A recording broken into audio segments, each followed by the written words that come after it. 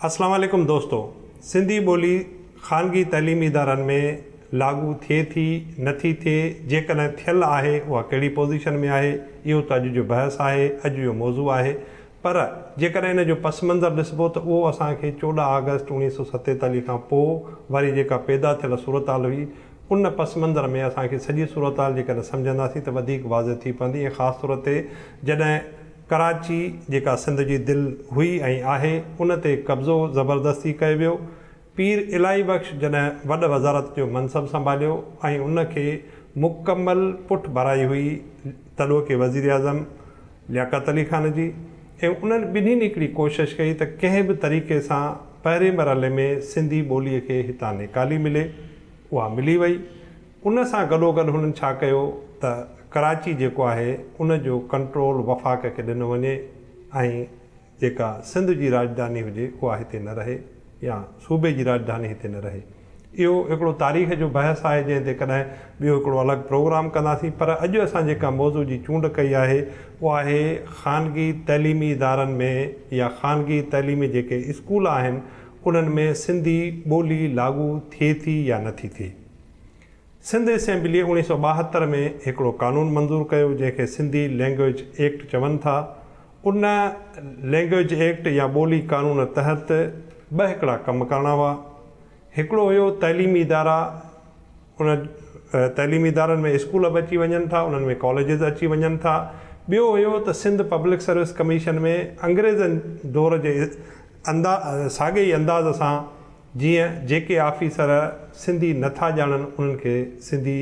सेखारी वञे ऐं उन्हनि खां इम्तिहान वरितो वञे। इहो हिकिड़ो मरहलो हो। ॿियो मरहलो हुयो त प्राइमरीअ खां वठी असांजी जेका हायर सेकेंडरी या कॉलेज आहे उन्हनि ताईं सिंधी ॿोली लागू थिए। मरहलेवार सिंधी ॿोली एक्ट खे लागू थियणो हुयो, पर ज़ुल्फ़कार अली भुट्टो जी शहादत खां पोइ उन ते मुकमल तौर ते उन जे रूह मूजिबि अमल न थी सघियो। मुख़्तलिफ़ दौर आया, मुख़्तलिफ़ सूरत हाल पैदा थींदी रही। हर हुकूमत पंहिंजे वित वस आहार कोशिशि कंदी रही,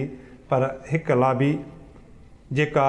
कॾहिं MQM जी सूरत में कॾहिं ॿी कंहिं सूरत में हिते मौजूदु रही, उन सिंधी ॿोलीअ खां जेको नफ़रत वारो इज़हार हुयो जेको उन्हनि UPCP मां हिते हिजरत सां गॾु आंदो हुयो, उन खे बुनियादु बणाए हुननि सिंधी ॿोलीअ खे लागू थियणु न ॾिनो। हाणे जॾहिं सैयद सरदार अली शाह सिंध जे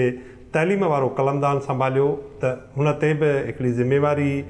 हुन महसूसु कई, ज़िमेवारी मथसि हुई। ऐं सिविल सोसाइटी साञावंदनि अदीबनि शाइरनि फ़नकारनि उन सां गॾोगॾु जेके माण्हू सियासी हुया उन्हनि बि मथसि ज़ोर भरियो त ख़ानगी तइलीमी इदारा, सरकारी जेके तइलीमी इदारा आहिनि उहे अंधो मंडो या कमज़ोर ई सही, पर हू उन ॿोली एक्ट खे लागू ज़रूरु कयो वेठा आहिनि। पर जेके ख़ानगी तइलीमी इदारा आहिनि ऐं उन में जेके तमामु वॾा, जंहिंमें ख़ासि तौर ते सिटी स्कूल आहे, बीकन हाउस स्कूल आहे, हबीब स्कूल आहे, या जेके कैथोलिक बोर्ड जेके ईसाई मशीनरी स्कूल खे कंट्रोल कंदा आहिनि, उहे नथा लागू कनि। ऐं उन जेको इहो हिकिड़ो मसइलो हुयो या जेको क़ानून जी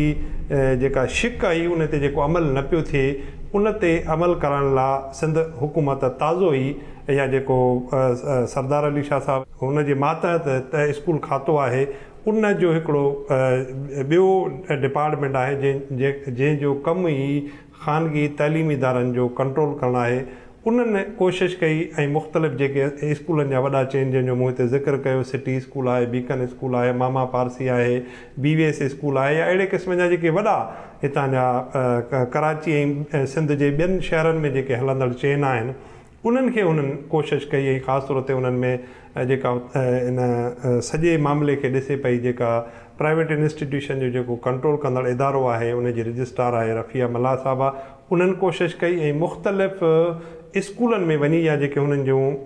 कैथोलिक बोर्ड आहे या ॿियो जेके मैनेजमेंट आहिनि उन्हनि सां उन्हनि मुलाक़ातूं करे ऐं ॾाढी हिकु सुठी ख़बर हिन महिल ताईं मिली चुकी आहे त के 5-8 जेके वॾा इदारा आहिनि, जंहिंमें सिटी स्कूल आहे, बीकन हाउस स्कूल आहे, कैथोलिक बोर्ड जेके 3 खां 4 स्कूल हलाए थो, जंहिंमें सेंट पैट्रिक्स आहे, गर्ल्स ऐं बॉइज़ या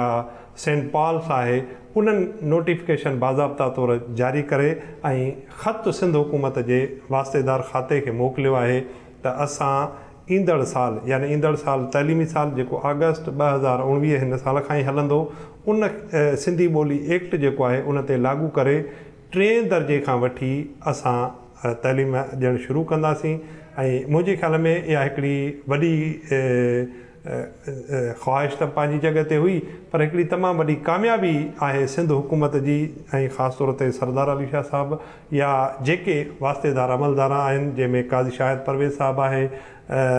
रफ़िया मल्हा साहिबु आहिनि या जेके बि हिन सॼी सूरत हाल खे कंट्रोल कंदड़ या हिन खे मॉनिटर कनि पिया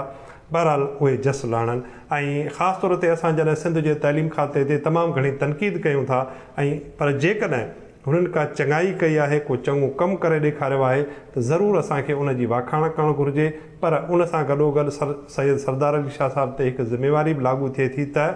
कॉलेजनि में अंदरि सिंधी ॿोली एक्ट जो